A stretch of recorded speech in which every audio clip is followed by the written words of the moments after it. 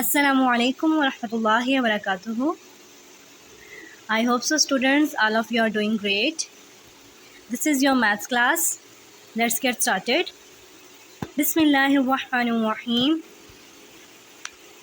Rabbi shrah li sadri wa yassir li amri wahlul uqdatam min lisani yafqahu qawli.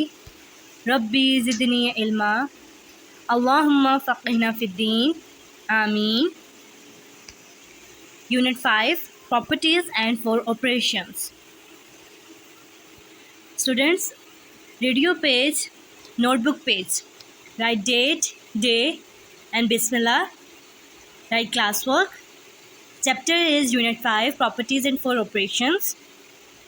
Topic is Distributive Property. Page number 51. And we are doing practice B.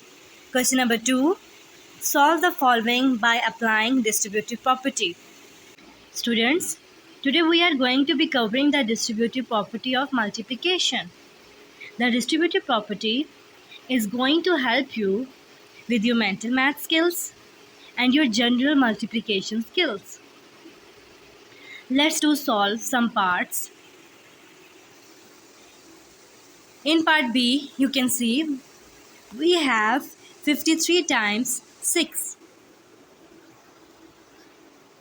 We have 53 times 6 and we have to apply on this expression distributive property. Okay, firstly write the question as it is. 53 times 6. Students, the distributive property says we can take this 53 as 50 plus 3. Break it into 50 plus 3. How? Write the place value of 53, 3 units and 5 tenths. 5 tenths makes 50 and 3 units are 3. So 53 makes 50 plus 3. Got it?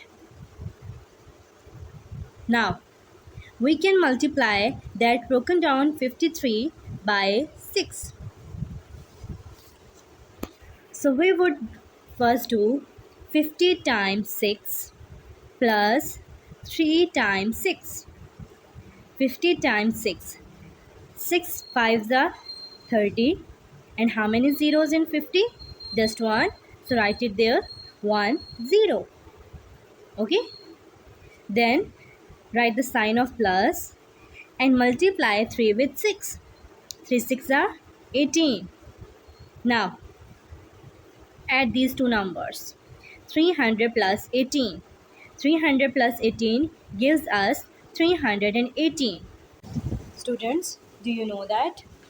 Once you get really good at these, that would be a problem you can use the distributive property to solve mentally. So, let's take a look at part C. Part C is 29 multiplied by 8. Firstly, write the question as it is. 29 multiplied by 8. Now, let's break a part of 29. So, we have 20 plus 9. And we multiply that by 8. We will multiply 20 with 8. Then, the sign of plus. Then multiply 9 with 8. Students, 8 2s are 16. How many zeros in 20? Just one. So put a 0 here. So 8 times 20 is 160. Then write the sign of plus. 9 times 8 is 72. Now draw a rough work column here and add 160 and 72. 2 plus 0, 2. 6 plus 7 gives us 13. Write 3 here and 1 act as a carry to 100 place. 1 plus 1 is equals to 2. So 232. So our answer is 232 after multiplying 29 with 8. Got it? Okay, let's do part E. 103 multiplied by 12. Follow the same procedure as we did in previous parts. Write the question as it is. Break 103. 103 is equals to 100 plus 3 because there are 3 units and 100. So we can write 103 as 100 plus 3. Now multiply it with 12. We will multiply 100 with 12, then 3 with 12. 100 times 12 plus 3 times 12. Okay. Now multiply 12 with 1. 12 ones are 12. How many zeros in 100? As there are 2 zeros in 100, so we put 2 zeros after 12. 12 one times is 12 and then put 2 zeros of 100. Okay. Then write the sign of plus and multiply 3 with 12. 3 12s are 36. Look, we got the answer 1236. So, after multiplying 103 with 12, we got the answer 1236.